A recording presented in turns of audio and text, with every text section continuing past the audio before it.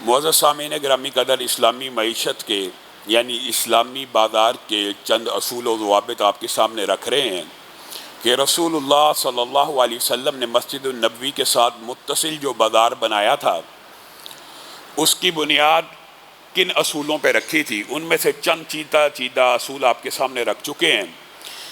مختصر چند ایک کو بیان کریں گے، بالتفصیل کبھی موقع ملا تو وہ تمام تجارت کی اقسام جو حلال ہیں اور جن میں حرام کا اندیشہ ہے اس حوالے سے تفصیلی گزارشات کو رکھیں گے۔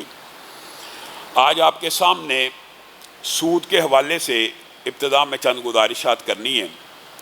ہمارے معاشرے کے اندر سود اس طرح سرایت کر گیا ہے کہ جیسے نبی کریم صلی اللہ علیہ وسلم کی بعض احادیث اس بات کے اوپر دلالت کرتی ہیں، لگتا ہے وہ حدیثیں وہ پیشین گوئیاں آج پوری ہو چکی ہیں۔ نبی کریم صلی اللہ علیہ وسلم نے کہا تھا قیامت اس وقت تک قائم نہیں ہو سکتی جب تک ہر گھر میں سود کی کوئی نہ کوئی چنگاری نہ پہنچ جائے۔ اس کا مطلب کیا ہے؟ یا جس گھر میں سود کی چنگاری نہیں پہنچتی اس گھر میں سود کی تپش نہ پہنچ جائے، اس وقت تک قیامت بھی قائم نہیں ہو سکتی۔ تو یہ اس طرح کی روایات ہیں، لگتا ہے آج ان کے تمام نبی کریم صلی اللہ علیہ وسلم کی پیشین گوئیاں پوری ہو چکی ہیں۔ سود کی تپش، سود کی چنگاری، اس سے کیا مراد ہے؟ اس سے مراد یہ ہے کہ بعض چیزوں کو آپ سود ہی نہیں سمجھیں گے اور سود کی چنگاری کو گھر لے آئیں گے، اور سود کی تپش جو بچ رہا ہے وہ بھی شاید کسی نہ کسی معاملے میں کسی سودی بینک کے ساتھ، کسی سودی کاروبار کرنے والے کے ساتھ تعاون کا مرتکب ہو جائے گا۔ تو چنگاری تو گھر میں نہیں لایا لیکن اس کی تپش اور حدت ضرور لے آیا ہے۔ سود کے حوالے سے ایک بنیادی کلیہ جو تجارت میں ہے وہ آپ نے یاد رکھنا ہے۔ اگرچہ بعض علماء نے اس کے اوپر اختلاف کیا لیکن بات وہ بتانی چاہیے جو سیدھی، صاف، سچی ہو، جو بات عام فہم ہو۔ ایک چیز آپ بازار سے جائیں خریدنے، اس سے پوچھے بھائی یہ میں آپ سے نقد خریدنا چاہتا ہوں، یہ کتنے کی دو گے؟ وہ کہ میں 10 روپے کی دیتا ہوں۔ میں آپ کو 2 مہینے بعد پیسے دوں گا، کتنے کی دو گے؟ میں یہ آپ کو 12 کی دیتا ہوں، 15 کی دیتا ہوں۔ میرے بھائیوں، عام فہم بات ہے، معیشت کے، اکنامکس کے، حتیٰ کہ جو یہودی لابی جنہوں نے یہ سارے کا سارا استحصالی نظام ایجاد کیا، وہ بھی سود اسی کو کہتی ہے کہ 9 نقد ہوں اور 16 ادھار ہوں، اسی کو سود کہا جاتا ہے۔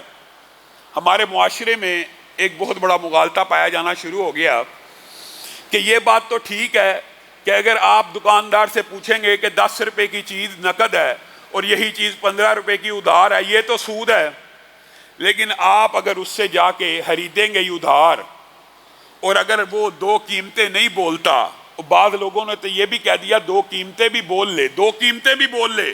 بعض علماء کا یہ فتویٰ بھی موجود ہے کہ اگر وہ کہ 10 روپے نقد اور 15 روپے ادھار تو ان میں سے تم کسی ایک پہ اتفاق کر لو، معاذ اللہ یہ سود نہیں ہے۔ بعض علماء کا یہ فتویٰ بھی موجود ہے۔ لیکن میرے بھائیوں، اگر یہ سود نہیں ہے تو پھر سود کس بلا کا نام ہے؟ سود پھر کہتے کس کو ہیں؟ سود کہتے اس کو ہیں کہ وقت کی وجہ سے قیمت کا اتار چڑھاؤ ہو جائے، وقت کی وجہ سے قیمت کو بڑھا دیا جائے، اسی کو سود کہتے ہیں۔ اگر 9 نقد اور 16 ادھار بھی سود نہیں ہے تو سود کس بلا کا نام ہے؟ پھر ہم نہیں بتا سکتے۔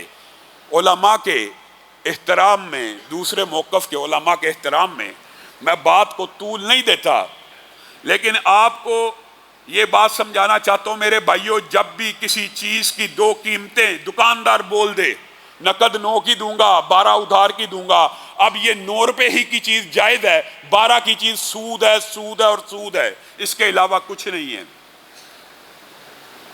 اور یہ عجیب بات ہے، احل اللہ البیع وحرم الربا، اللہ تعالیٰ نے یمحق اللہ الربا ویربی الصدقات، اللہ تعالیٰ نے سود کے بارے میں قرآن پاک کے اندر کتنی آیتوں کو نازل فرمایا؟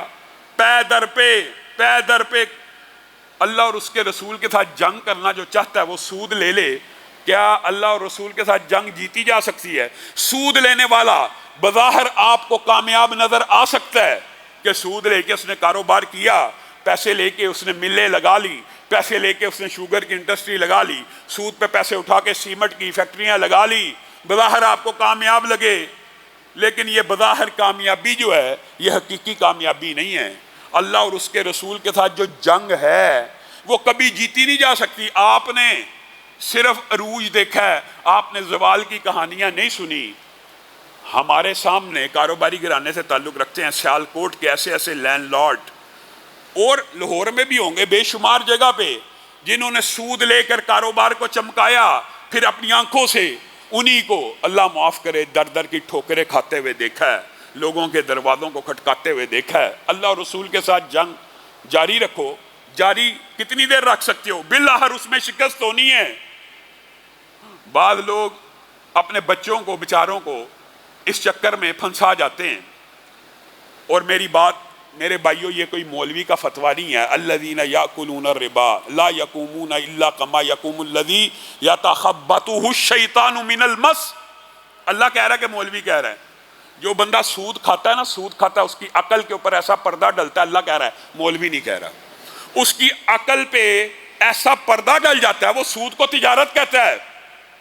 اللہ نے تجارت کو تو حلال قرار دیا ہے، سود کو حرام قرار دیا ہے۔ احل اللہ البیع، اللہ تعالیٰ نے تجارت کو تو حلال کیا ہے، وہ حرم الربا، اور سود کو تو حرام قرار دیا، لیکن عقل پہ ایسا پردہ پڑتا ہے، وہ یہ کہتا ہے یہ جو سود ہے یہ سود نہیں ہے، یہ تجارت ہے۔ یتخبطہ الشیطان من المس، اس کی حالت، اس کے دماغ کی کیفیت اللہ نے قرآن پاک میں بیان کی ہے، وہ ایسا ہو جاتا ہے جیسے آپ میں سے کسی کو جن یا شیطان آپ کے جسم کے اوپر قبضہ کر لے تو آپ مجنون ہو جاتے ہیں، آپ ہوش و حواس میں نہیں رہتے۔ جب جن آپ کے اوپر یا شیطان حملہ آور ہو جائے اور آپ کے جسم کے اوپر کنٹرول کر لے، پھر آپ کو پتہ نہیں لگتا کہ میں کیا کر رہا ہوں، میرے اعمال کون سے ہیں، جن کے کون سے ہیں۔ یتخبطہ الشیطان من المس، اس کو شیطان چھو کے خپتی بنا دیتا ہے، اور وہ سارا دن ساری رات سود کے فضائل بیان کرتا رہتا ہے، اور یہ ثابت کرنے کی کوشش کرتا رہتا ہے یہ سود نہیں ہے، یہ کیا ہے؟ تجارت ہے۔ بھائی یہ تجارت ہے، یہ کرایہ ہے، یہ ایڈوانس دیا ہے، یہ لیز پہ جو چیزیں لی ہیں، یہ ابھی چونکہ ہم نے پوری پیمنٹ نہیں کی اس لیے وہ ہم سے کرایہ لیتے ہیں بینک والے۔ یہ سارے دلائل اسی طرح کے گڑے جاتے ہیں۔ یہ جی ایک قیمت میں جب 16 کی لے لی، ہم نے تو اس سے نقد پوچھا ہی نہیں تھا، اس لیے یہ تجارت ہے۔ پھر شیطان سارا دن انسان کو سود کو حلال کرنے کے وسوسوں میں ڈالتا رہتا ہے۔ اس کی کیا وجہ ہے؟ یہ بھی محدثین نے لکھ دیا۔ کسی چیز کو حلال کر کے کھانا اور میرے بھائیوں کسی چیز کو حرام سمجھ کے کھانا، اللہ کی قسم دونوں میں فرق ہے۔ کیا فرق ہے؟ ایک بندہ موسیقی کو حرام سمجھ کے سن رہا ہے، ایک بندہ سود کو حرام سمجھ کے کھا رہا ہے۔ ایک وقت آئے گا اس کو پتا ہوگا، حرام سمجھے گا تو دل کے اوپر چوٹ لگے گی نا، حرام ہے حرام ہے، بالآخر کبھی ضمیر جاگنے کا امکان ہے، اور جو بندہ کسی حرام چیز کو حرام سمجھ کے کرتا ہے اسی کو اللہ توبہ کی توفیق دیتا ہے۔